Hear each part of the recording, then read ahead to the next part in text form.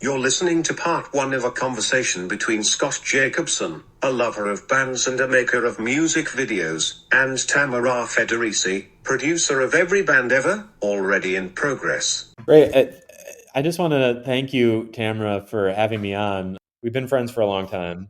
I've always felt a little sheepish about bringing up this part of your history because you know that I'm a huge music fan. You have a bit of a history with in the music business. But I'm a little intimidated talking to you because I know that you know a lot about music and you appreciate music so I mean, much. not anywhere close to what you know. That's very flattering, but I mean, yeah, I've wanted to bring this stuff. I didn't want you to think ever that this is the only reason I hang out with you. That that you do all this stuff.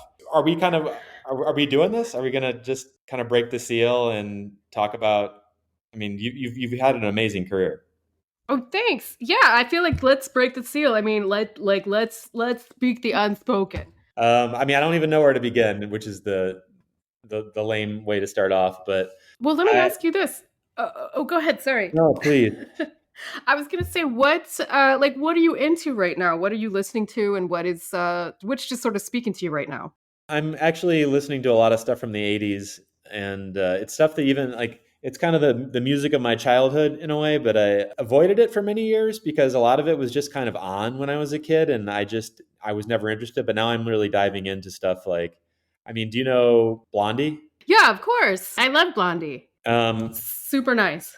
Super nice music, or are you talking about the people? I'm super nice people, but also crazy good music. That was a great time. I was never like I would for me they're more of a singles band, and so I never Okay. really got deep into the discography.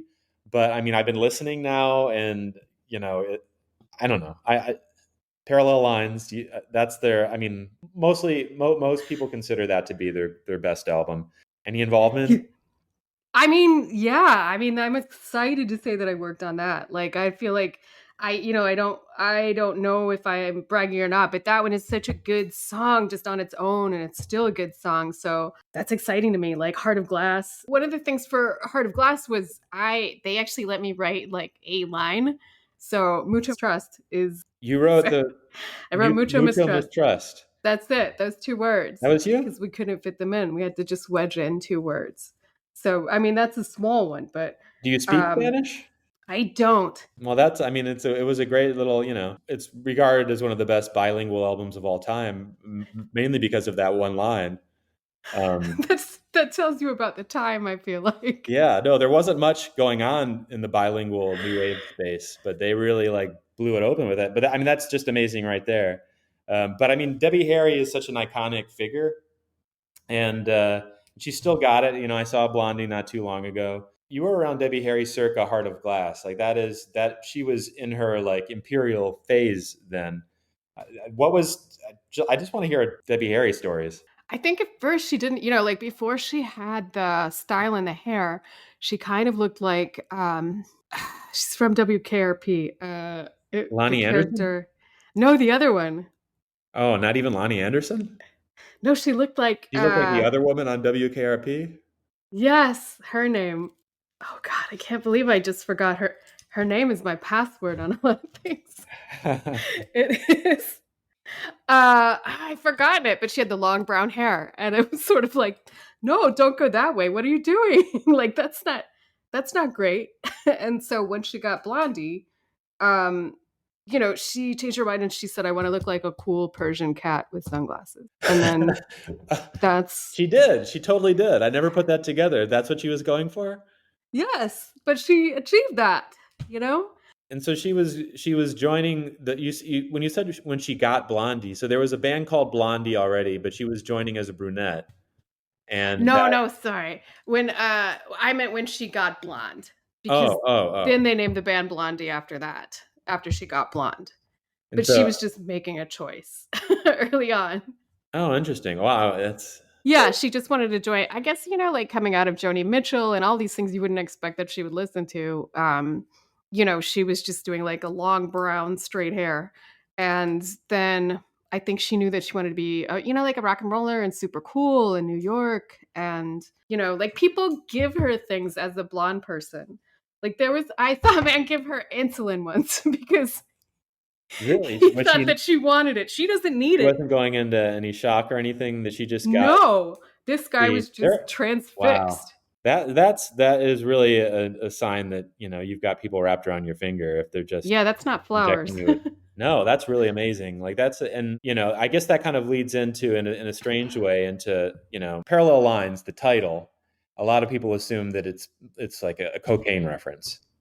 I mean, you were there during the recording of this album. What I mean, just give it to me straight. Was there a lot of just partying going on? It's only occurred to me right now as you say that that might be it. I thought it was double lines as in a road, as in Like they're driving, like they're going. yeah, Okay. yeah. Interesting. But I Could never. be a That geometry. might be. I feel like this might be explaining a lot of things to me right now. So it Might seems like be. you were kept somewhat in the dark, I guess so.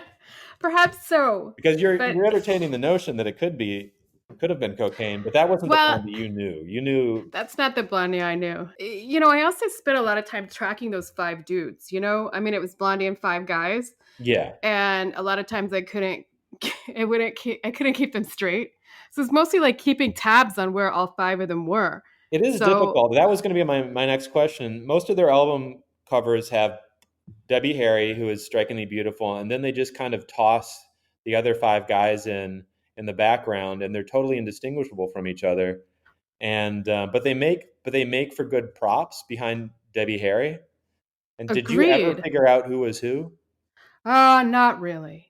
I mean, I know there's the husband, The and husband, the yeah. other ones are the not husbands to me. Maybe That's really the only in the distinction not to me. husbands would also have been a good. It But would she be really good. doesn't really take the husband into account. I mean, she takes up so much. She has so much charisma that it's hard to. You don't need to have the other people have charisma. You don't need to like pull that out of them, and Yeah, you kind of just need to keep them back and away from her charisma. You right. And know? when you have charisma like that, you almost can't really see it's kind of blinding. And those guys could be, you know, extraordinarily handsome and charismatic in their own right, but you put them next to Debbie Harry, and it's just kind of sad. Yeah, I mean, Debbie Harry can make an armadillo cool. You know what I mean? Like Yeah. that's a thing. Like that's That's interesting. I could jump around so there were a lot of things. Blondie did a lot of things that are considered kind of groundbreaking. The rap breakdown in Rapture. They were sort of there at the very beginning of hip hop. They knew some of the players. They're name checking Fab Five Freddy, who was a big figure in the early days of hip hop. What did you think? I mean, were you part of that decision to take this new art form and shoehorn it into one of their songs? Because they were going for the radio, like they were going for gold, and they were taking a bit of a risk, putting this stuff on an album. yeah, I think it was the right decision. I mean, she can pull off anything. I mean, she really can pull off anything. She could have pulled off like if Starlight Express had been done with, Debbie Harry, it'd be a completely different show. Like I Yeah, think I mean they could pull it off. I just nothing makes sense in that one. Like what is it? Eating cars and guitars. Like the none of the rhymes lyrics aren't. even. The Yeah, rhymes aren't they have strong. maybe in their day they were impressive, but they've been topped since. Um, Right. And even at the time, but I feel like the thing is the vibe of right. that. Were you in a way hoping that people wouldn't notice the words? I just knew that they wouldn't care. Good. They like honestly, when you think of a Blondie song, you kind of think of the way that she sings it. You don't think of the words of what she's saying. No, that is one of the, yeah, that's another. It's like when you look like that, when you have that presence, people give you insulin, even if you don't need it. And also, I think you have that ability to put across art that maybe isn't, from in someone else's hands, maybe the lyrics of Rapture would have come across more as the clunkers that they were. I'm going to read them, and let me just know if when I'm reading these lyrics, if they bring back any memories, just like stop me. Okay. Fab Five Freddy told me everybody's fly. DJ spinning, I said my. And if you have any, just like be the like that website Genius that just does Okay. little call outs to what these things mean, because I've always, a lot of these are kind of Mhm. puzzling to me, and I've been trying to. Sure. Well, they wrote them as a group. That would so the first lyrics you've said are not husband number two. Oh, okay, all right. Um, yeah, I can kind of see that. It's got his fingerprints. Flash is fast, Flash is cool. Francois say pa, Flash ain't no dude. First of all, I I never mean, knew he was saying that. yeah, I mean it's weird, but it's also like she's speaking French now, so it doesn't matter what she says. She could be saying the car is red. Oh, it's a thing on a thing. It's like when Debbie Harry is saying words, already you're not paying attention because you're watching Debbie Harry. And then it's like almost how much more charisma can I pile on, and then like sexiness can I pile on my sexiness? Yeah, and also, we didn't. I think now I actually would put the vocals up more, but at the time I kind of let them blend into the song because the her lilt was so different than all the men in rock then. So Yeah, just that alone, and she was just so cool and so punky and disco-y. yeah, she definitely has That's the lilt of a white woman who is rapping. I feel like I'm being kinder than you, but I guess that makes sense. No, this all comes from a place of love, and it's also, this is a bit of a, and I don't mean to, and in that, I'm now, this is why another reason that I don't bring this stuff up with you, because I'm afraid I might, when these people intimately, and here I am is just some fan who's coming out of But nowhere. it's all valid. I mean, it's all valid, and also, this is, I'm a huge Blondie fan. I don't mean to denigrate, but let me keep reading. Um, okay, and you don't stop, sure shot, go out to the parking lot, and you get in your car and drive real far. Car and far, good rhyme. right, And you drive all night, and then you see a night light, and it comes right down and it lands on the ground. And out comes a man from Mars. right. Well, this would be, this happened late at night. She had a visitation, and it was right after a car accident. So I think you can kind of see how that got layered on, right? She left I'd the say I grocery never imagined that store. this was drawn from real life, but that's amazing. Yeah, yeah. So that's where it's coming from. It's a little bit esoteric because you can be that way in rock songs, but she was leaving. I mean, I don't know what kind of stores they had then. I don't remember, like a J.C. Penney. She wouldn't be at a J.C. Penney. She was No. leaving a store, and there was an electrical storm. A pole fell over. Her car was hurt. Her car. They call that a car accident. Her car was hurt. But I'm using rock and roll language right now. Right. No, And that's how the rockers would say it. right, her car got hurt, and then she saw a flying saucer. That flying saucer helped her car be not hurt, Well, so the and next part though then is she wanted to interesting. write about It's it. fascinating. Like if this happened and out comes a man from Mars, and you try to run, Exactly. but he's got a gun and he Mm. shoots you dead and he eats your head. She had a really intense experience, and she was trying to put it in her art. Right, and now I feel like this many years later we can talk about it. So I think that's great. It's amazing. I mean, I appreciate how close you were to her. There were a lot of Blondie songs that, whenever they pop up on the radio, I am just thrilled to hear them. In the flesh, "Rip Her to Shreds." That's a classic. She co-wrote that one. Did you? Well, I'm bouncing back to their debut album. Did you have anything to do with that one?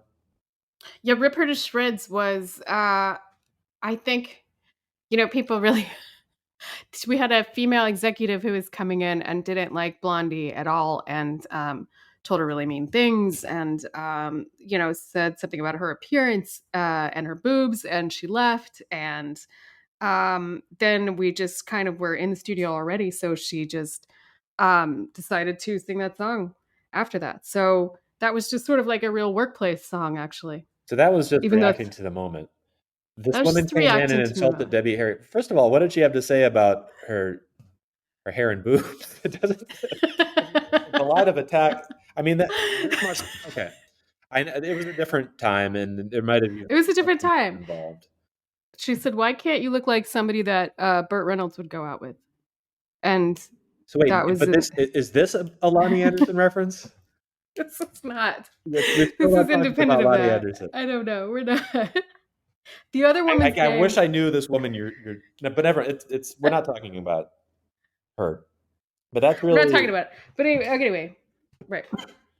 Wow, that's see if Yeah. that was in if there was like a Blondie biopic and there was a scene where they're in the studio and this executive comes in and she tells Debbie Harry, "You're nothing, you're not pretty enough," or what or something, and she leaves the room, and then the band launched into Rip Her to Shreds.